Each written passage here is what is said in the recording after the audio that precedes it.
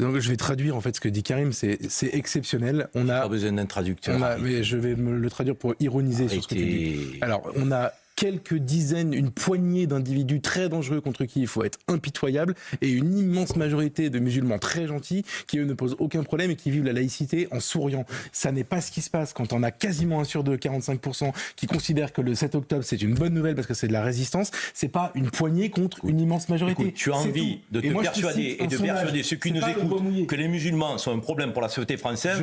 Je ne débat pas avec toi sur ça, c'est ton problème, ça n'est plus le mien. Parce que tu as un mur, c'est un mur, c'est un mur. C'est toi le mur.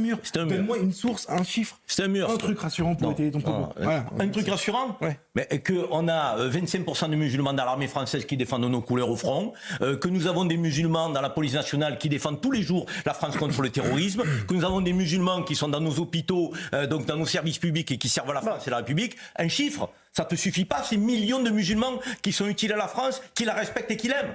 Ah non, tu veux pas les voir, ceux-là. Ce sont des Français. Ceux-là sont invisibles. Ce sont des Français avant tout. Oui, mais on peut les définir. Mais définissons-les. Allons jusqu'au bout. Karim Zeribi recadre l'ensemble du plateau de CNews et plus particulièrement le journaliste d'extrême droite Geoffroy Lejeune en plein direct sur le sujet de l'insécurité grandissante en France et de la montée de l'islam et de l'islamisme.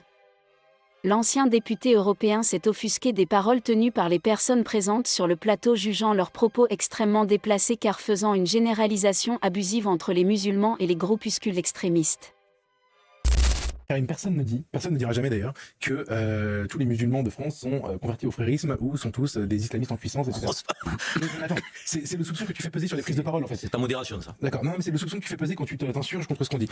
Moi je dis juste, en fait, on a su il y a très peu de temps un sondage qui est sorti sur l'opinion des musulmans de France à propos du 7 octobre. Et là tu ne peux pas dire que ces chiffres-là ne sont pas ultra éloquents et ultra inquiétants. Je parle même plus de frérisme, je parle de sympathie pour l'islamisme ou pour le terrorisme en l'occurrence. Il y a 19% des Français musulmans qui ont de la sympathie pour le Hamas et il y en a 45% qui pensent que le 7 octobre c'était de la résistance contre Israël. On est d'accord pour dire que ces chiffres-là, ça prouve juste que c'est pas l'immense majorité des Français musulmans qui posent strictement aucun problème et que c'est quand même une grosse partie de cette population qui a quand même un rapport très ambigu avec ce qui nous lie en théorie. Avec ces musulmans aussi nombreux qui pensent ce que tu prétends qu'ils pensent, comment se fait-il que nous ne soyons pas en guerre civile? Mais excuse-moi, excuse-moi, je veux dire que... Non mais il y a des petits symptômes. Je veux dire, dans la guerre civile, moi je suis désolé, les premières victimes de l'insécurité dans les quartiers, ce sont les musulmans. Parce qu'ils agissent dans le cadre de loi et qu'ils ne veulent pas forcément la guerre, ils agissent selon des méthodes pacifiques, les frères. Les fréristes, puisque les frères, il faut bien distinguer la confrérie des frères musulmans, qui est peut-être une dizaine de milliers de personnes, et les fréristes, qui sont plutôt les affiliés, c'est-à-dire des porte-paroles, des ambassadeurs, qui, eux, diffusent la norme frériste, parfois à leur insu, et qui sont beaucoup plus nombreux, et qui touchent, bien sûr, les populations, adultes, enfants, etc. Donc, c'est ce phénomène d'entrisme et d'extension qu'il faut regarder avec lucidité pour le contenir. Si on continue d'être dans le déni, on n'y arrivera pas. Et encore une fois, ne faites pas passer parce que je ne suis pas... Vous parlez de déni. Je n'ai jamais porté de déni sur le fait qu'il y ait des groupes. Vous parlez de ces 10 000, vous parlez... Ok, je dis simplement, prenons garde dans la manière dont on s'exprime. Donc, à bien faire la séparation entre ces groupes qu'il faut combattre, et je le dis, et je le redis, pour bien me faire comprendre, et l'immense majorité des musulmans qui ne cèdent pas à ces groupes. Alors, donc, Grégory, 55%, c'est pas l'immense majorité. On ne parle jamais. 55%, c'est pas l'immense majorité.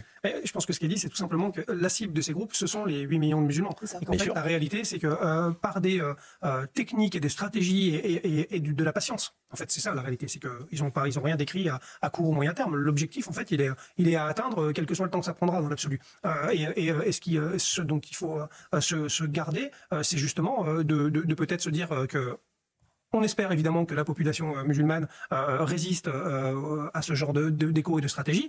On espère qu'elle y résiste majoritairement, mais de l'autre côté, on peut pas écarter le fait que cette menace, elle est présente, elle est permanente, elle utilise énormément de réseaux différents pour atteindre son but. Et c'est ça la réalité. Donc on sait finalement que potentiellement chaque musulman bien intégré en France et qui s'y sent bien et qui a aucun problème avec la laïcité, avec nos lois républicaines, malheureusement est aussi une cible de ce système frériste. Parce que ces musulmans-là qui sont la cible résistent plutôt bien à ne pas verser effectivement dans cette tentation. Et derrière, j'ai envie de vous dire, la cible, on sait ce qu'elle est. Ce ne sont pas les musulmans, ce sont ces groupes. Donc nous ne nous trompons pas de cible. On est d'accord. Enfin, je suis d'accord. Bon, dernier mot là-dessus. Allez, on va avancer. On va continuer à parler de sécurité. Le débat, on peut le poursuivre. Geoffroy, si vous voulez encore rajouter quelque chose. Mais déjà qu'on parle de sécurité ensuite. Donc je vais traduire en fait ce que dit Karim. C'est exceptionnel. On a pas besoin d'un traducteur. Mais je vais me le traduire pour ironiser sur ce qu'il dit. Alors, on a quelques dizaines, une poignée d'individus très dangereux contre qui il faut être impitoyable, et une immense majorité de musulmans très gentils qui eux ne posent aucun problème et qui vivent la laïcité en souriant. Ça n'est pas ce qui se passe quand on a quasiment un sur deux, 45%, qui considèrent que le 7 octobre c'est une bonne nouvelle parce que c'est de la résistance. C'est pas une poignée contre une immense majorité. Écoute, tu as envie de te persuader et de persuader ceux qui nous écoutent que les musulmans sont un problème pour la société française. Je ne débat pas avec toi sur ça, c'est ton problème, ça n'est plus le mien. Parce que tu as un mur, c'est un mur, c'est un mur. C'est toi le mur. C'est un mur. Donne-moi une source, un chiffre. C'est un mur. Un truc rassurant pour aider ton camp. Un truc rassurant, mais qu'on a 25% de musulmans dans l'armée française qui défendent nos couleurs au front, que nous avons des musulmans dans la police nationale qui défendent tous les jours la France contre le terrorisme, que nous avons des musulmans qui sont dans nos hôpitaux, donc dans nos services publics et qui servent à la France et à la République. Un chiffre, ça te suffit pas, c'est millions de musulmans qui sont utiles à la France, qui la respectent et qui l'aiment. Ah non, tu veux pas le voir, ce sont des Français. C'est invisible. Ce sont des Français avant. Oui, mais on peut les définir. Mais définissons-les. Allons jusqu'au bout. Alors,